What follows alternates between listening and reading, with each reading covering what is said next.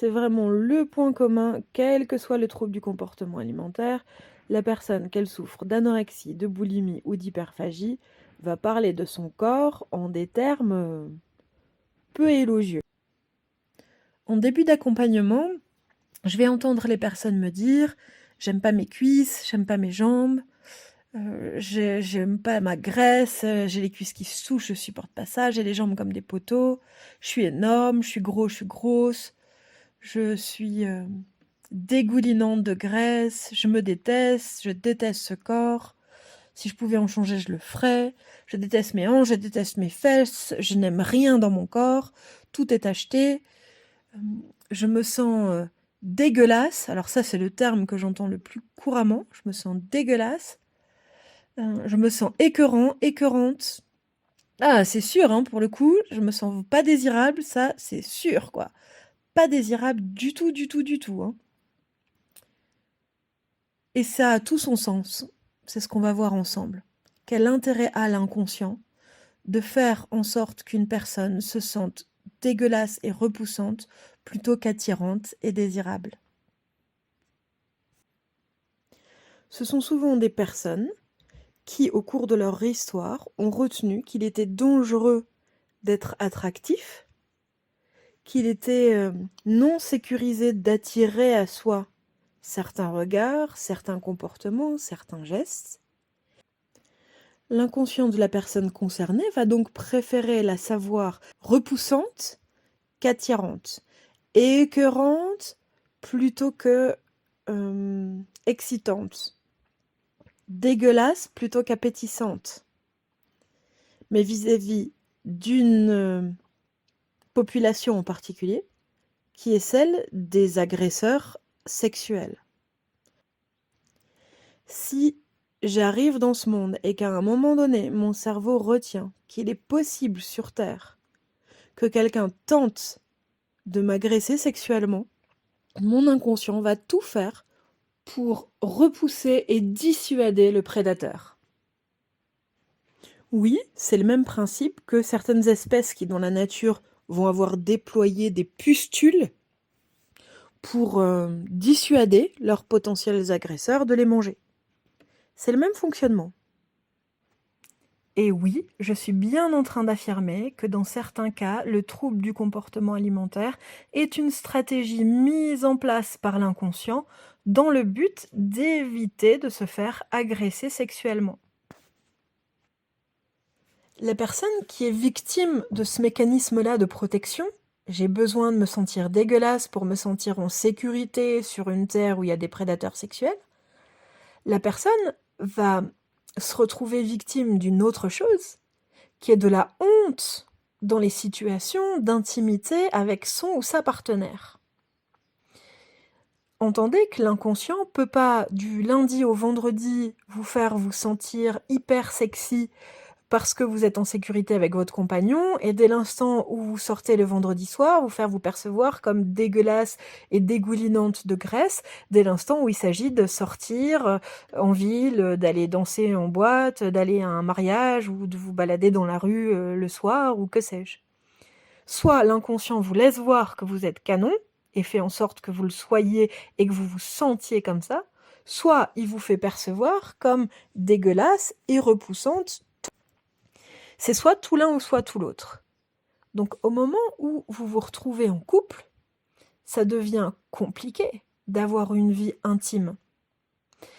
Du fait, peut-être du trauma sexuel initial ou de la peur vécue lors d'une tentative d'agression sexuelle dans votre histoire, au cours de votre enfance notamment.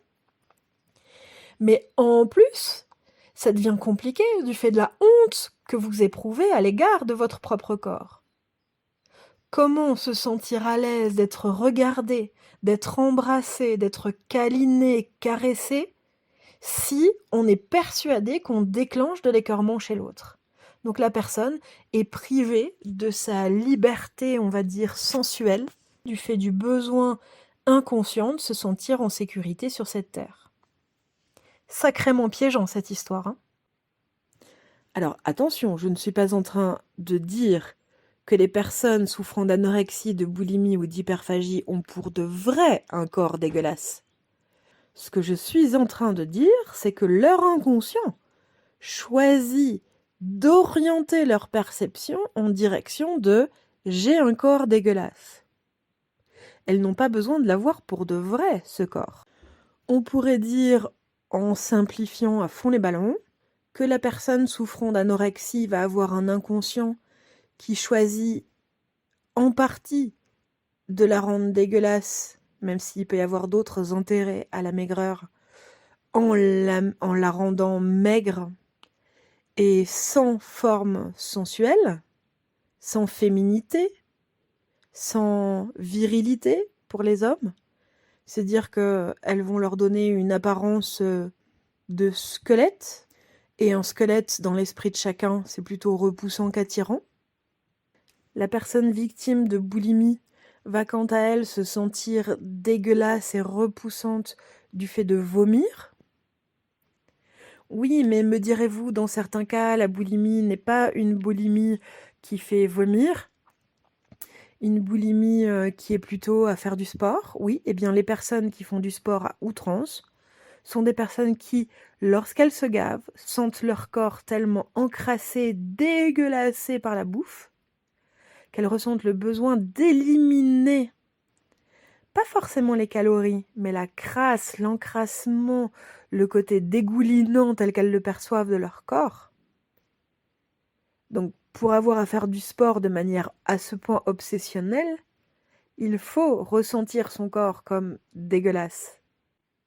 Et la personne souffrant d'hyperphagie, c'est-à-dire la personne qui va avoir des compulsions de gavage sans éliminer la prise de poids, qui vont donc grossir, parfois au point d'être juste potelées, parfois au point d'être obèses, parfois au point d'être en obésité morbide, va quant à elle se sentir repoussante du fait de ce surpoids.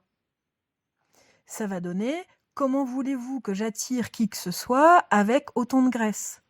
Comment voulez-vous que quelqu'un puisse me désirer si je suis comme ça avec ce gros ventre qui pendouille, avec cet estomac gonflé ? Comment voulez-vous que j'attire à moi qui que ce soit avec cette culotte de cheval, avec cette cellulite ? Comment est-ce que vous voulez, Barbara, que quelqu'un soit attiré par moi quand j'ai cette démarche de gros ou de grosse ? Exactement. Alors la théorie c'est bien beau, mais en pratique, qu'est-ce qu'on fait en psychothérapie active quand on est une personne qui trouve son corps dégueulasse ? Déjà, première étape, on va aller aider votre inconscient à vous laisser voir ce qui se joue pour vous.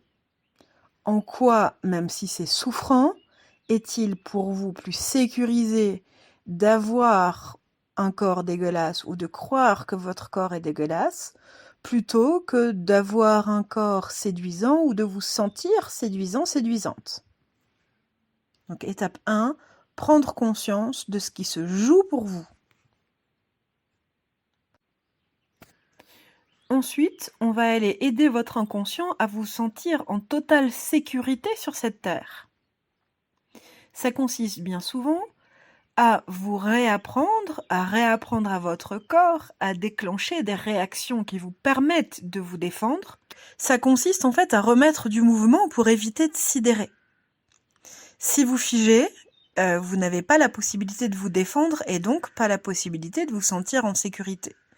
Donc on va aller réapprendre à votre corps, dans les situations où vous avez l'impression qu'on pourrait éventuellement chercher à vous agresser, 1. De ne pas attendre d'être sûr avant de réagir, mais de réagir tout de suite. 2. De redonner l'accès à la parole. On va apprendre vraiment à l'air de Broca à ne plus s'éteindre, mais à rester vraiment allumé pour pouvoir crier, agresser l'autre verbalement, si nécessaire bien sûr, appeler au secours, crier au scandale. Pour ce qui est de la partie verbale. Et physiquement, on va comme aider l'inconscient à réapprendre au corps à rester dans le mouvement. Bouger, gesticuler, c'est être capable de se défendre, être capable de pousser, d'attaquer, de frapper l'autre, être capable de courir, de s'enfuir, être capable de bouger plutôt que de figer une fois encore. Et c'est ce qui va permettre à l'inconscient de vous sentir en totale sécurité. Et suffisamment en sécurité pour qu'il puisse aller traiter le trauma initial. Ce que je peux vous dire, c'est que dans tous les cas, je dis bien tous les cas, c'est l'inconscient qui décide volontairement de vous imposer ce trouble du comportement alimentaire parce qu'il estime que ça vous met plus en sécurité que si vous n'en aviez pas. Oui, ce TCA vous emmerde, vous fait souffrir, mais votre inconscient estime que c'est moins pire que s'il n'y avait pas cette solution-là. Ce que je peux vous dire, c'est que dans tous les cas, c'est l'inconscient qui va avoir besoin de vérifier que vous êtes en sécurité et qu'il peut lâcher le trouble du comportement alimentaire. Et dans 100% des cas, c'est votre inconscient qui décide de lâcher ce trouble du comportement alimentaire. Pour ma part, je m'appelle Barbara Verhaeghe. Comme vous le savez très certainement, j'exerce le fabuleux métier de psychopraticienne. Et si vous avez besoin d'être accompagné ou tout simplement envie d'être accompagné par moi, je vous donne toutes les infos en description de ce podcast. Vous aurez ainsi le numéro de téléphone où vous pouvez me joindre, l'adresse email et surtout le site internet du cabinet qui vous présente tout ce que je vous propose en présentiel ou en ligne par Skype. Je vous dis à bientôt. Prenez bien soin d'écouter de quoi votre inconscient a peur pour vous